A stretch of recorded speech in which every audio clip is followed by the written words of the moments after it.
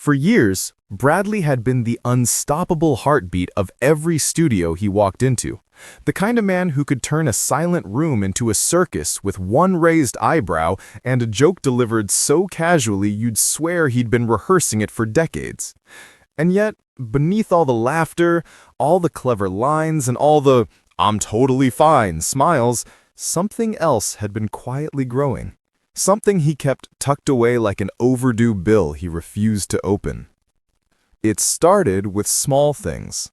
A sigh when he sat down. A hand over his chest like he was double-checking that everything was still working. Donna noticed it first, of course. She always did. She could spot a tiny wrinkle on his shirt from across the house, so noticing her husband moving just a bit slower, that was practically guaranteed. And Bradley, being Bradley, tried to laugh it off. "I'm not slowing down," he joked one morning. "The world's just speeding up." Donna didn't laugh. She stared. And everyone knows, Donna's stare could break a man faster than an unpaid electricity bill. Soon the moments of discomfort became harder to hide. He'd lean on the counter a moment too long, take a deeper breath than usual, touch his chest like he was checking the rhythm of some invisible drum.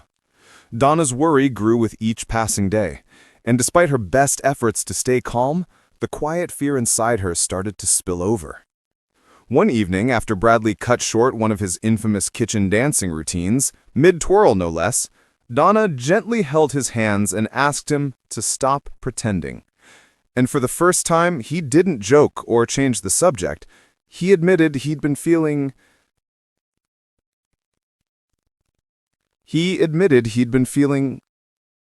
off. Nothing dramatic, but enough that even he couldn't brush it aside anymore. That night, Donna didn't hide her tears. Not because she expected the worst, but because the thought of Bradley pushing himself into the ground terrified her more than anything. This was the man who could charm a traffic cone. The man who once tried to fix a squeaky cabinet and somehow ended up gluing his sleeve to the door. The man she'd loved through every madness, every laugh, every crooked dance step. So they went for a proper checkup. Not because Bradley wanted to, of course, but because Donna practically marched him into the car and buckled the seatbelt herself. The doctors didn't give them anything dramatic or frightening, no ominous speeches, no dramatic pauses, just a very firm reminder that even the most energetic men need to take their foot off the accelerator sometimes. Rest more, stress less, sleep properly. Maybe, just maybe, don't try to film 5 shows, run around the town, and fix the garden shed all in 1 week. Bradley laughed when he heard it.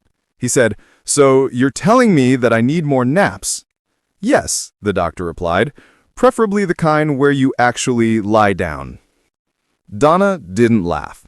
She simply grabbed Bradley's hand and squeezed it like she was grounding him to earth. And that's when he finally understood. This wasn't about slowing down. This was about not leaving the woman he adored to worry herself sick.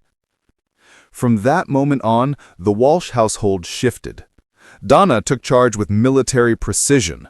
She banned overworking, she banned late-night stress, and she even banned the idea of him repairing anything without supervision. Barney, of course, found the whole thing hilarious and jokingly offered to make a color-coded dad maintenance chart. But beneath the jokes, the love in the house grew even stronger. Bradley began taking breathers, not because he had to, but because Donna would gently drag him onto the sofa and sit beside him, their fingers intertwined, reminding him that rest wasn't weakness, it was a promise. A promise that he'd be here for all the laughs still waiting to be shared. And fans, well, the fans adored him even more. When whispers of his exhaustion reached them, the messages of support poured in, lighthearted, loving, encouraging. People reminding him that the world would rather wait for his return than watch him burn himself out. So now, with Donna at his side and Barney cheering him on like some overexcited fitness coach, Bradley's journey forward has become something new, something slower, steadier, sweeter.